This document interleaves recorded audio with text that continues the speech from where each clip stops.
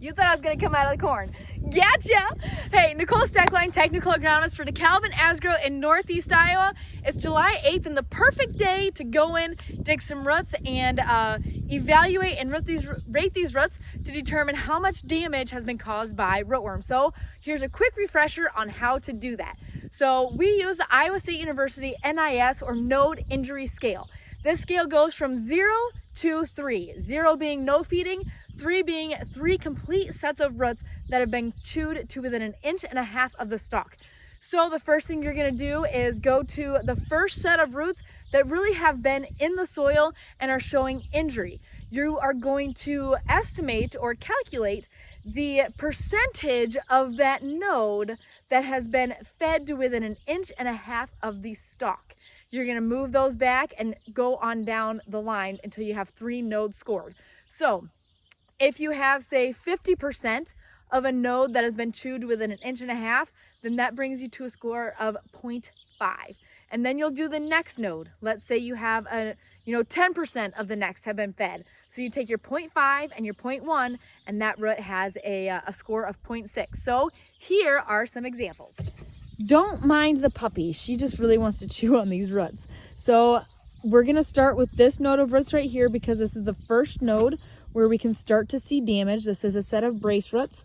So we've got every single root on here that has been fed within 1.5 inches of the stalk. So this is going to start at a 1 because that's 100%. So far we have a score of 1. So we go down to this next node here. I always like to break off the node that I just finished scoring just so I have better visibility of that next node down.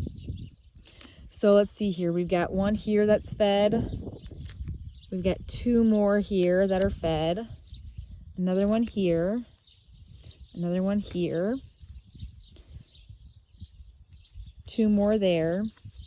Another one here and there. So when I look at that one, we're at about 80% of that next set of roots has been fed within that 1.5 inches. Now I look down to the next node and none of those have very much feeding on them. So if we have 1, so 100% of this node and 80% or 0.8 of this next node, we right now have a total of 1.8 of an NIS score on this root. So let's look at another root here. I'm not going to count this one because it wasn't really even in the soil, so there was not much of an opportunity to get feeding on this node. So I'm just going to move them out of the way so I have good visibility of that next one.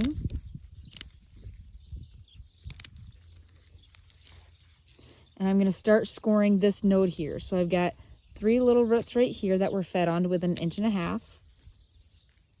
Another one here. Another one there. Got a couple more here. And that's all the way around. Okay, so when I look around here, we're at around a half. 50% of this node has been fed to within 1.5 inches of the stalk. So that gives us a score right now of 0.5. So we're going to move these back so we have visibility of that next node, and we're going to start looking for damage there. So we've got 1 here, another one right there. So right around a 10% of this next node. So if we add that 0.5 from the 50% on the node above it, plus that 0.1, we've got 0.6 total. And then we're going to look at that next node, which doesn't have any feeding. So this root right here is rated at a 0.6 total. So now that we have our number, the question becomes, what does it mean? So if you've got an NIS score of 0.75 or greater, let's be rotating that field. That's greater than expected feeding, particularly on a traded product. That means that we've got a lot of them out there. Everybody's got to take a bite to die. We just didn't bring a big enough pizza to the party. So if we've got an NIS score of 0.75 or greater, let's be rotating that next year. Rotation to soybeans or alfalfa or some other non-host crop is the fastest, easiest, most effective way to get control of these high populations. Not only that, but it makes it cheaper to put corn in the following year because you have that nitrogen credit, so you can decrease your nitrogen rate. The seed is cheaper. You're also going to see that yield bump from that rotation. So 0.75 and greater, we need to be doing something else because we are going to see an economic loss from feeding that grape. When we have an NIS score of 0.5, again, we probably won't see economic loss at that point, but that's signaling to us that we have a high enough population that we need to do something to control that population for the following year. Whether that's using insecticide, going out and doing a beetle bomb over the top, or rotating for that next year. Between 0.25 and 0.5 kind of becomes a gray area, whether it's an economic loss or not, because while we have a smaller loss of root mass, it's going to depend on moisture profile if we get the rains, and how much nutrients we have out in this crop. If we have good nutrient levels, good soil test levels, and we get rain, that smaller root mass isn't going to hurt us as much.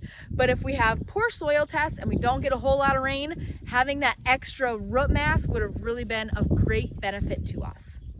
So that's how you rate these roots and what it means. If you got any questions, call, text, or email.